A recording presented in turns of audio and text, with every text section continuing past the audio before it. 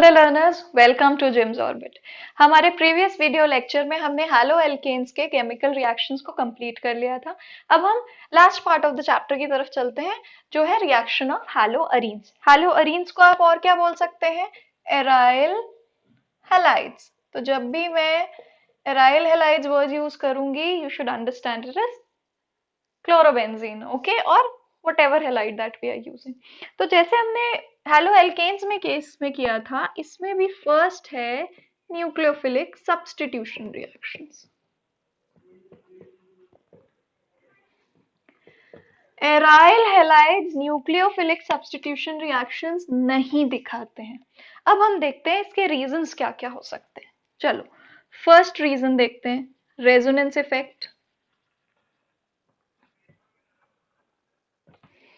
Suppose हम chlorobenzene consider करें, इस पे कितने लोन पेयर ऑफ इलेक्ट्रॉन्स है? 3 लोन पेयर ऑफ इलेक्ट्रॉन्स है। इसमें से लोन पेयर ऑफ इलेक्ट्रॉन जो है रेजोनेंस में इन्वॉल्व होके कैसे कैनोनिकल फॉर्म्स देगा हमें?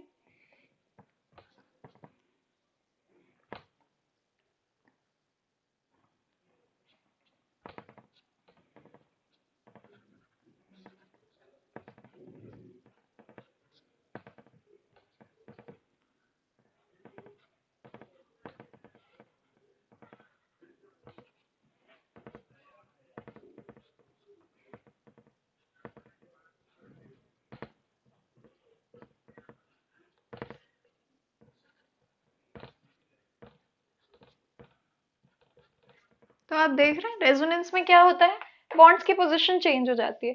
अब आप देख रहे हो इन 3 कैनोनिकल फॉर्म्स में यहाँ डबल बॉन्ड कैरेक्टर आ रहा है, पार्शियल डबल बॉन्ड कैरेक्टर। और हमें पता है डबल बॉन्ड कैरेक्टर क्या करता है, बॉन्ड को स्ट्रॉन्गर बना देता है। तो ये बॉन्ड क्या हो गया, स्ट्रॉन्गर हो गया। अब ये बॉन्ड स्ट्रॉन्ग हो गया तो ये Cl लीव करेगा? नहीं करेगा, इतना इजी नहीं होगा इसे हटाना। और सब्स्टिट्यूशन में हम क्या करते हैं, इसको हटाते हैं तभी। सेकेंडली अगर हम बात करें, अब पार्शियल डबल बॉन्ड कैरेक्टर हो गया, तो जो बॉन्ड लेंथ है वो हैलो एल्केन्स में 177 पिकोमीटर थी, एल्काइल हैलाइड्स में।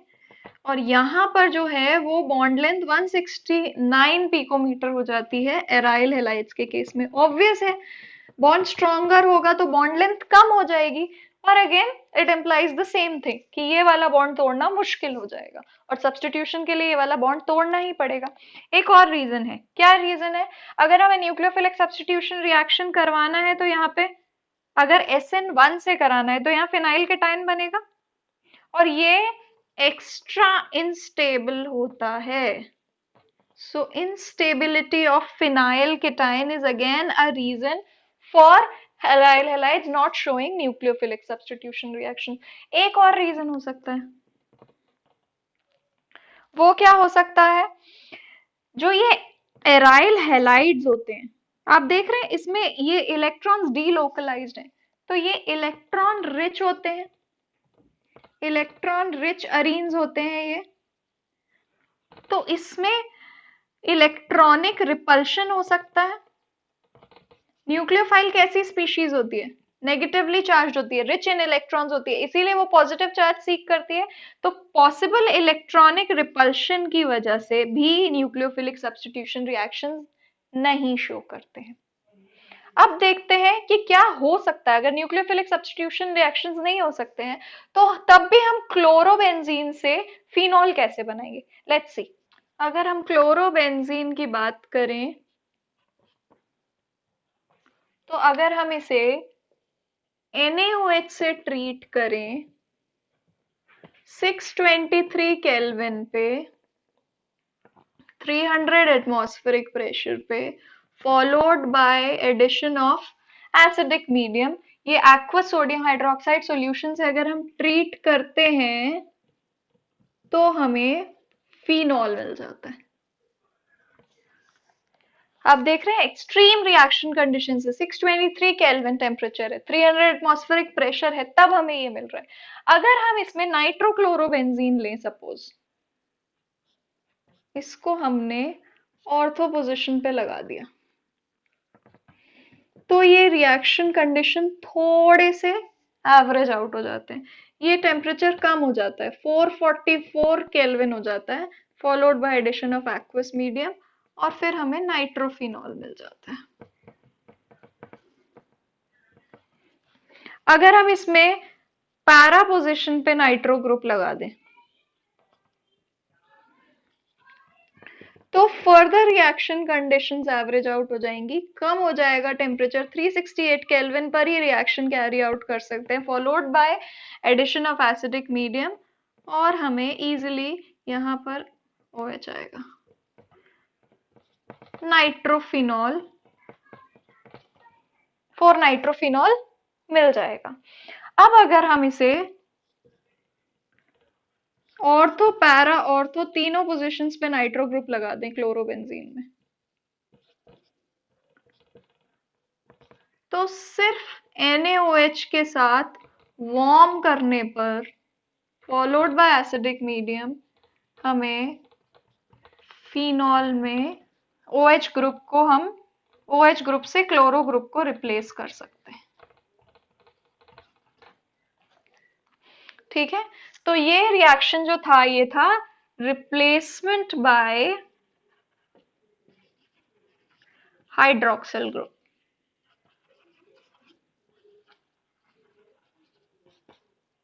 ये रिएक्शन कंडीशंस थी। जैसे जैसे हम नाइट्रो ग्रुप का सब्स्टिट्यूशन बढ़ाते गए ये और फेवरेबल होते गए रिएक्शन। इनका मैकेनिज्म देख लेते हैं। तो रिएक्शन बेसिकली हो कैसे रहा है, यहाँ क्लोरोबेंजीन लिया, सपोज यहाँ पर NO2 ग्रुप ले लिया, ठीक है। अब हम इसे NaOH से रिएक्ट करा रहे हैं, तो हो क्या रहा है मैकेनिज्म में,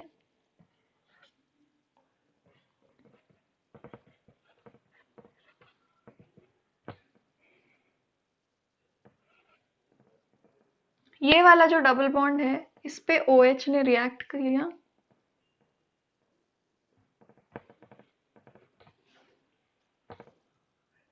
और यहाँ पर ये नेगेटिव चार्ज आ गया, करेक्ट।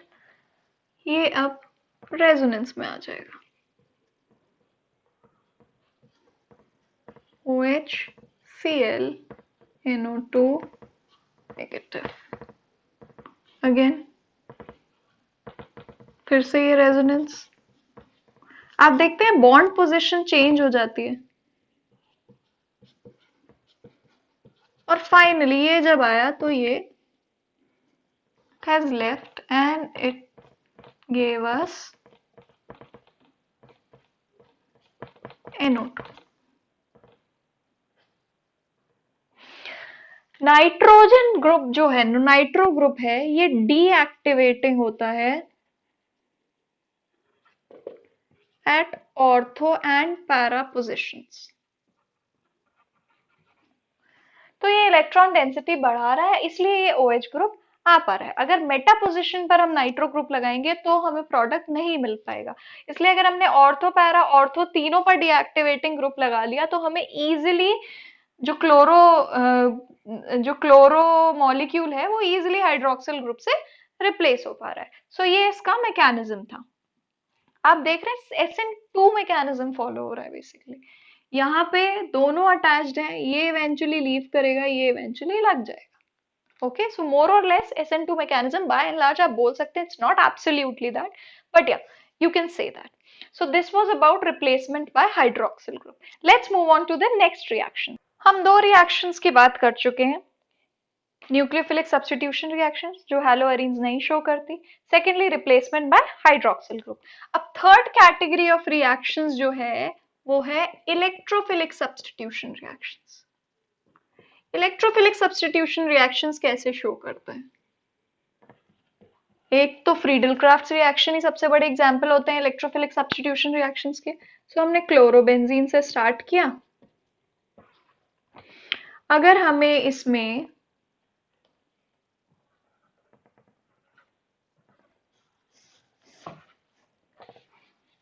सपोज क्लोरीन का ही सब्स्टिट्यूशन कराना है, ये किसके के प्रेजेंस में होगा, फ्रीडल क्राफ्ट किसके प्रेजेंस में होता है, AlCl3 के प्रेजेंस में। सो हमें किस किस पोजीशन पे मिलेगा, ऑर्थो पोजीशन पे मिलेगा और पैरा पोजीशन पे मिलेगा। ये मेजर प्रोडक्ट होगा और ये माइनर प्रोडक्ट होगा। Para product most of the cases में मेजर प्रोडक्ट होता है अनटिल एंड अनलेस कोई और स्टेबिलिटी फैक्टर ऑर्थो ग्रुप को या ऑर्थो कंपाउंड को सपोर्ट नहीं कर रहा हो। So this will be major para substituted and ortho substituted will be minor product. और इलेक्ट्रोफिलिक सब्स्टिट्यूशन रिएक्शंस में हम क्या कर सकते हैं?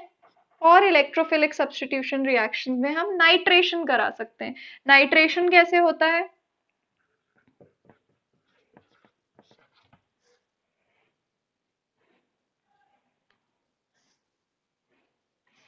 अच्छा हाँ, नाइट्रेशन के लिए हमेशा हम नाइट्रेटिंग मिक्सचर यूज करते हैं, ये आपको हमेशा याद रखना है। नाइट्रेटिंग मिक्सचर ये आपके बहुत सारे नाइट्रेशन रिएक्शंस में काम आएगा। नाइट्रेटिंग मिक्सचर क्या होता है? HNO3 प्लस कॉन्सेंट्रेटेड H2SO4, ये आपको याद रखना है। तो हम यहाँ HNO3 ऐड कर रहे हैं, कॉन्सेंट्रेटेड H2SO4 ऐड कर रहे हैं। अगेन क्लोरीन ग्रुप होता ऑर्थो पैरा डायरेक्टिंग ही है, तो यहाँ पर भी एक हमें ऑर्थो प्रोडक्ट मिलेगा और एक पैरा प्रोडक्ट मिलेगा। और अभी अभी मैंने कहा कौन सा प्रोडक्ट मेजर होगा? पैरा प्रोडक्ट मेजर होगा और ऑर्थो प्रोडक्ट माइनर होगा। ये हो गया नाइट्रेशन। और ये क्या था? फ्रीडल क्राफ्ट रिएक्शन का एग्जाम्पल था। अब है एक और इलेक्ट्रोफिलिक सब्स्टिट्यूशन का example which is sulphonation. Sulphonation हम कैसे कैरी आउट करते हैं?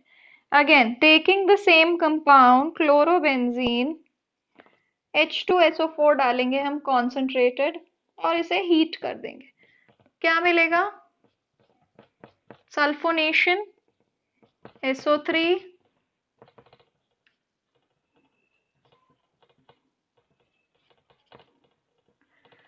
Major product again para product, minor product ortho product. ये बात थी electrophilic substitution reaction. So your fourth category of reaction is Friedel Crafts reaction. ये होता है एक type of electrophilic substitution reaction ही है, बट हम इसे फिर भी अलग से पढ़ते हैं because it is a large it is a very broad category which involves a variety of reactions. Again starting with chlorine, यहाँ हमने मिथाइल क्लोराइड लिया। फ्रीडल क्राफ्ट रिएक्शन है तो रिएजेंट क्या यूज होगा? Anhydrous AlCl3। Again ortho and para. So this is 4-chlorotoluene या फिर 2-chlorotoluene, minor major. Okay, अब हम इसमें एसिटाइल क्लोराइड कर डाल देते हैं।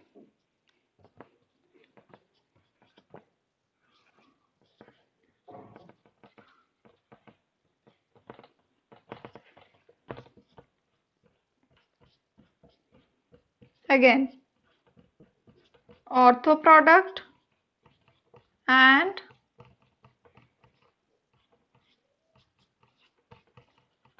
para product। ये क्या है? 2-chloro एसिटोफिनॉन और ये है 4-chloro acetophenone. Major product, minor product. इस रिएक्शन को हम कुछ और भी बोलते हैं, क्या बोल सकते हैं? एसिटाइलेशन। एसिटाइलेशन हो रहा है क्लोरोबेंजीन का, so this is acetylation reaction.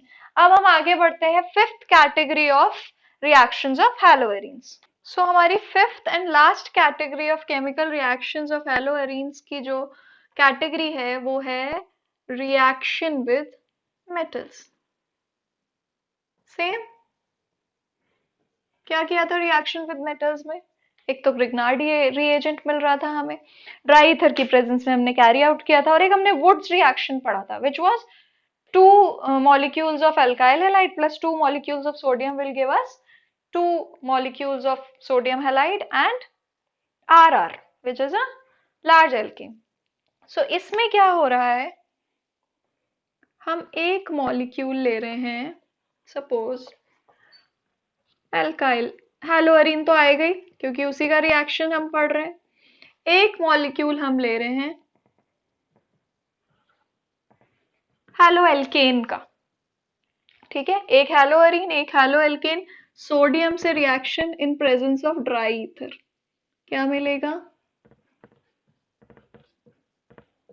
Alkyl substituted benzene. अब जहां हेलोअरीन इन्वॉल्व हो जाती है, एक आरएक्स हमने कम कर दिया, तो ये रिएक्शन हो जाता है वुड्स फिटिग रिएक्शन, ठीक है। वुड्स रिएक्शन में सिर्फ ये दो मॉलिक्यूल्स इन्वॉल्व थे और फिटिग रिएक्शन में हेलोअरीन इन्वॉल्व था। अब तो इसलिए ये कंबाइंडली हो गया वुड्स फिटिग रिएक्शन। अब हम पढ़ते हैं फिटिग रिएक्शन। फिटिग रिएक्शन में क्या होता है, नेम रिएक्शंस याद होने चाहिए। फिटिग रिएक्शन में क्या होता है, दो हेलोअरीन्स इन्वॉल्व होते हैं,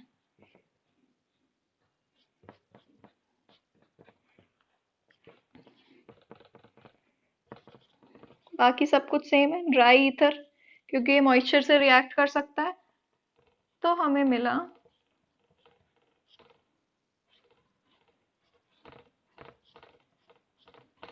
और बचा क्या, 2NaX। सो बेसिकली क्या हो रहा है, दो एल्काइल ग्रुप्स ज्वाइन हो रहे हैं। फिटिक रिएक्शन में दोनों हेलोअरीन्स हैं, वुड्स फिटिक में एक हेलोअरीन एक एल्काइल हैलाइड, और वुड्स में क्या था, दोनों एल्काइल हैलाइड। ऐसे आपको ये याद रखना है। So this was all about the reaction of haloarenes. अब आपका जो नेक्स्ट पार्ट है इस चैप्टर में वो है poly halogen compounds. Poly halogen compounds में आपके फ्रियॉन्स हैं, डीडीटी है, एटसेट्रा। वो जैसा कि मैं आपको पहले बता चुकी हूँ अपने इंट्रोडक्शन वीडियो में, वो पार्ट इस चैप्टर से 2021 सेशन के लिए जो बोर्ड एग्जाम्स होने वाले हैं सीबीएसई के, उसके लिए डिलीट किया जा चुका है, वो आपसे नहीं पूछा जाएगा। इस चैप्टर का पूरा theoretical part in detail I have covered. You do not have to refer to any other book or any other lecture.